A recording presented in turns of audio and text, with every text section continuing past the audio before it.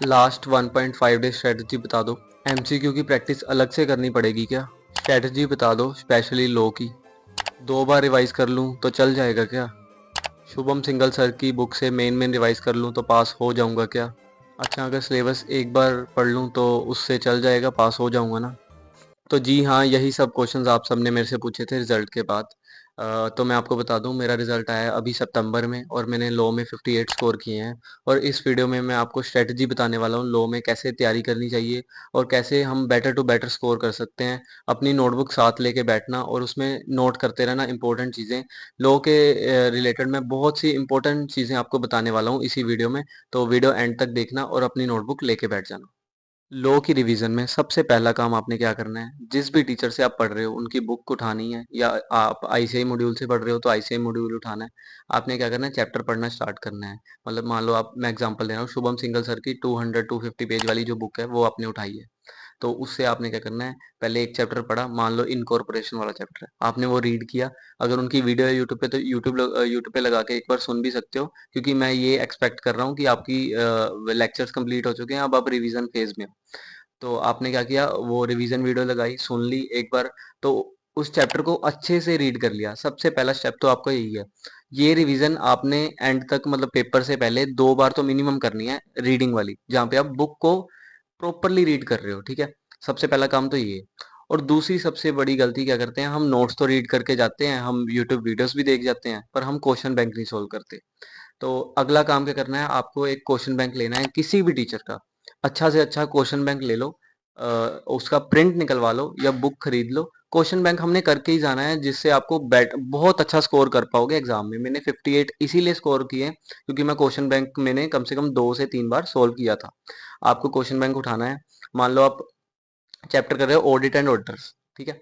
Audit and auditors आपने note से एक बार पढ़ लिया, मान लो शुभम सिंगल सर की नोट से पढ़ लिया आपने ऑडिट एंड ऑडिटर्स। उसके बाद क्या करना है, आपको शुभम सिंगल सर का क्वेश्चन बैंक उठाना है। मैं सिर्फ एग्जांपल ले रहा हूँ, आप किसी भी टीचर का उठा सकते हो। मैंने खुद किसी और टीचर से पढ़ा है, शुभम सिंगल सर से नहीं पढ़ा। मैं सिर्फ एक एग्जाम्पल के लिए ले रहा हूँ। तो आपने उनका क्वेश्चन बैंक उठाया। Same audit and auditors chapter के आपने क्वेश्चन सारे पढ़े, मतलब उनको देखा कि आंसर कैसे लिखने हैं। और यहाँ पे एक चीज आपने करनी है, जो क्वेश्चन और आंसर आपने पढ़ा, मतलब जो केस स्टडी पढ़ी और उसका आंसर पढ़ा, प्रोविजन पढ़ी, उसमें आपने ना प्रोविजन के साथ ही ना पेंसिल से नोट कर लेना है कि प्रोविजन में क्या था। मतलब माइन्यूट डिटेल, जैसे कि लिमिट्स होती हैं, जैसे 4 करोड़ 40 करोड़, वो स्मॉल कंपनी की लिमिट, तो आपने साथ में नोट कर लेनी है, स्मॉल कंपनी 4 करोड़ 40 करोड़। ऐसे चैप्टर में बहुत सी लिमिट्स होंगी जो आपने नोट करनी है। और लास्ट के दिन में क्या होगा, यही चीज आपको हेल्प करेगी बेटर स्कोर करने में। अगर आप लास्ट के दिन में क्वेश्चन बैंक नहीं पढ़ सकते पूरा, क्योंकि इतना टाइम नहीं होता, बट वो पढ़ना जरूरी होता है क्योंकि एग्जाम में सेम क्वेश्चंस आते हैं। तो आप क्या कर सकते हो यहीं पे, अब वो छोटी छोटी चीजें जो पेंसिल से नोट की हैं वो पढ़ोगे, आपका क्वेश्चन बैंक कवर, आपके सारे क्वेश्चन कवर। आप जब एग्जाम में आपका क्वेश्चन आएगा तो आप देख के ही पहचान जाओगे, अच्छा ये तो यही क्वेश्चन है और इसका आंसर तो मुझे पता है, मैंने एक दिन पहले ही पढ़ा है। तो ये चीज आपको हेल्प करेगी एग्जाम में बेटर स्कोर करने में। क्या हमें पीवाईक्यू सोल्व करने हैं, यही ये भी एक सबसे बड़ा क्वेश्चन है। जी हाँ, आपने कम से कम 3 से 4 पीवाईक्यू सोल्व करने हैं रिवीजन फेज में।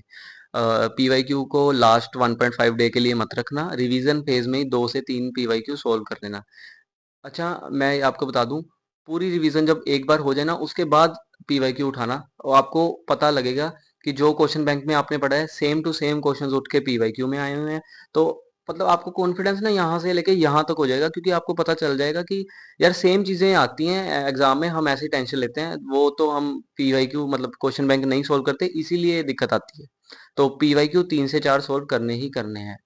और राइटिंग प्रैक्टिस का क्या करना है, जब आप पीवाईक्यू सोल्व करोगे ना, 4 पीवाईक्यू सोल्व करोगे फॉर एग्जांपल, 2 आप थ्योरली कर लेना, मतलब रीड कर करके कर लेना, और 2 आप लिख के कर लेना। उससे आपकी राइटिंग प्रैक्टिस भी ठीक ठाक हो जाएगी और आप एग्जाम में लिख पाओगे। जितना ज़्यादा क्वेश्चन बैंक को रीड करोगे, आपको खुद ही आता जाएगा कि लिखना कैसे है। तो इस चीज़ का इतना इशू नहीं है, आप लिख पाओगे। देखो, जब आपको चीज़ें आती होंगी तो आप लिख भी पाओगे, सीधी सी बात है। और हाँ, अगला क्वेश्चन सबसे बड़ा आता है एमसीक्यू का। क्या करें, एमसीक्यू हमारे से सोल्व ही नहीं होते। देखो यार, अपने कंसेप्ट क्लियर करो, जो आपको मैंने चीजें बताई है ना आप पीछे, मतलब पहली चीज तो मैंने आपको बताई थी, रिवीजन अच्छे से करो। दूसरा, आप क्वेश्चन बैंक कैसे सोल्व करना है, कैसे पढ़ना है। और तीसरा, हमने लास्ट 1.5 डे में मतलब कैसे, वो चीज मैं आपको एंड में बताऊंगा। तो अगर आप ये चीजें भी कर लोगे ना, तो आपके एमसीक्यू की आपको दिक्कत ही नहीं आएगी, एमसीक्यू आप बड़े इजीली सोल्व कर लोगे। और हाँ, एमसीक्यू अलग से पढ़ने की ज़रूरत है मेरे हिसाब से नहीं, अगर आप कंसेप्ट अच्छे से कर रहे हो तो एमसीक्यू आप इजीली निकाल दोगे। और हाँ, मेरे 58 मार्क्स लॉ में आए हैं। सितंबर का लॉ का अटेम्प्ट सबसे मुश्किल था एमसीक्यू बेस पे, क्योंकि आपने वीडियोस देखी होंगी, लॉ का सबसे मुश्किल अटेम्प्ट आया था सितंबर में। तो मेरा वही अटेम्प्ट था, मेरे 58 मार्क्स आए। उसका रीज़न मैं बताता हूँ क्यों आए 58 मार्क्स। मेरे 58 मार्क्स भी एमसीक्यू की वजह से ही आए हैं, क्योंकि मेरे एमसीक्यू बहुत ज़्यादा सही हुए थे, मुझे पता है।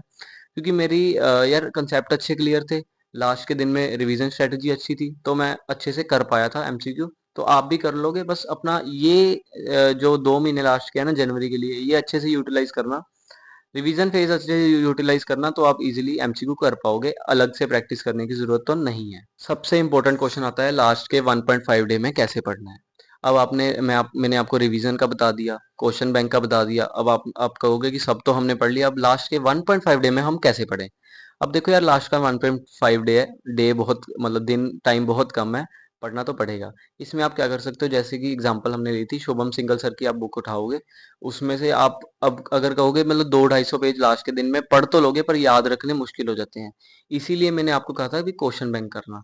अब इस लास्ट 1.5 डे में आपने क्या करना है, जो आपका क्वेश्चन बैंक है ना, जो आपने सोल्व किया था पीछे, वो आपने सारा देखना है A to Z, उसको तो छोड़ना ही नहीं है। मतलब यार, अगर वो देख गए ना आप, पास तो आप इजीली उसी से हो सकते हो, बट हमने करना है बेटर स्कोर, हमने सिर्फ पास नहीं होना। क्वेश्चन बैंक आपने सारा कंप्लीट करना है। और उसके बाद जो रिवीजन वाली बुक थी किसी भी टीचर की, उसमें से आपने चैप्टर्स, अगर तो आप इतने अच्छे हो कि आप सारे कर सकते हो, तो आप सारे रीड कर लेना, वेल एंड गुड है। अगर नहीं कर सकते तो इम्पोर्टेंट चैप्टर्स जैसे कि ऑडिट एंड ऑडिटर्स, उससे एक अगला चैप्टर का नाम क्या है वो मुझे याद नहीं आ रहा, वो वाला चैप्टर, मैनेजमेंट एडमिनिस्ट्रेशन, और जो लास्ट के 3 चैप्टर हैं, जीसीए, इंटरप्रिटेशन, और एक और चैप्टर जो फेमा और एलएलपी, ये आपने उसमें से भी रीड करने हैं। अब आप एक बात ध्यान से समझो, जो कंसेप्ट वाली बुक है उसमें से आपने इंपॉर्टेंट चैप्टर सारे रीड करने हैं, जिस इंपॉर्टेंट चैप्टर्स के नाम मैं इधर आपको दे दूंगा। और जो आपकी क्वेश्चन बैंक है, उसमें से आपने सब रीड करना है, A to Z हर एक चीज करनी है। और हाँ, एक और एडिशनल चीज आपने करनी है, लिमिट्स। लिमिट्स का एक चार्ट बनाना है, उसको लास्ट के 1.5 डे में जो पेपर वाला दिन होगा ना, उससे घंटा 1 घंटे या 2 घंटे पहले वो लिमिट्स पढ़नी है।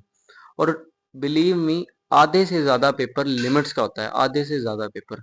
अगर आप ये 3 चीजें देखो यार, कंसेप्ट वाली बुक में इंपॉर्टेंट चैप्टर्स, क्वेश्चन बैंक वाली बुक सारी, और लिमिट्स सारी, ये चीजें पढ़ गए ना, तो इजीली क्वेश्चन सोल्व कर दोगे, मतलब इजीली फोड़ के आओगे एग्जाम में। बस इतना कर लो, फोड़ दोगे एग्जाम में। तो मिलते हैं नेक्स्ट वीडियो में। ये वीडियो सिर्फ लॉ के रिलेटेड थी, और हाँ, डिटेल्ड में स्ट्रेटजी बताई है मैंने। अगर आपको नहीं समझ आई ना वीडियो, एक बार दोबारा से देख लो, धीरे धीरे देख लो, पर समझ लो, और इजीली स्कोर कर दोगे यार, फोड़ दोगे एग्जाम को। तो चलो मिलते हैं फिर नेक्स्ट वीडियो में।